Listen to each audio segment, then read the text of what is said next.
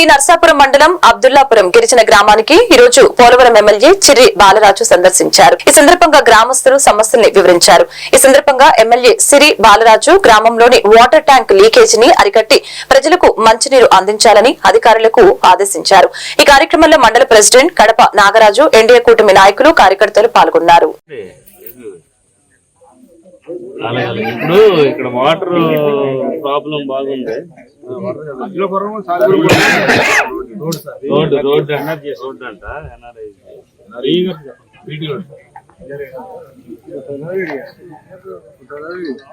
ఒకసారి చూసి దాన్ని ఎస్టిమేషన్ వేస్తారా?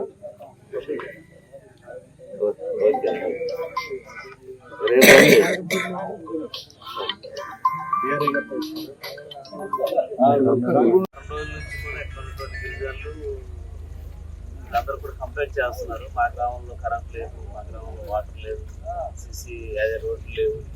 ఇలాగా పదే వచ్చి కంప్లైంట్ చేస్తుంది. మేము ఒకసారి వచ్చి విజిట్ చేసి ఈ సమస్యని చెప్పడం జరిగింది.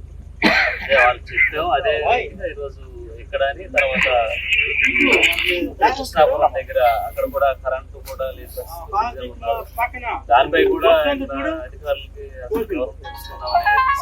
రావడం జరిగింది.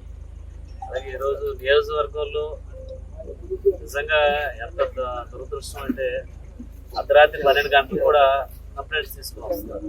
అంటే ఈ 5 ఏళ్లలో ప్రజలందరూ కూడా ఇప్పుడు ఈ ప్రభుత్వం మారొద్దని, వైసీపీ ప్రభుత్వం మారొద్దని ఒక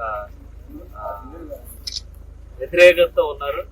ఈరోజు నాకు రాత్రి 12 గంటలు కూడా వాళ్ళు సమస్యలు తీసుకుని వస్తుంటే చాలా ఆశ్చర్యం వేస్తుంది.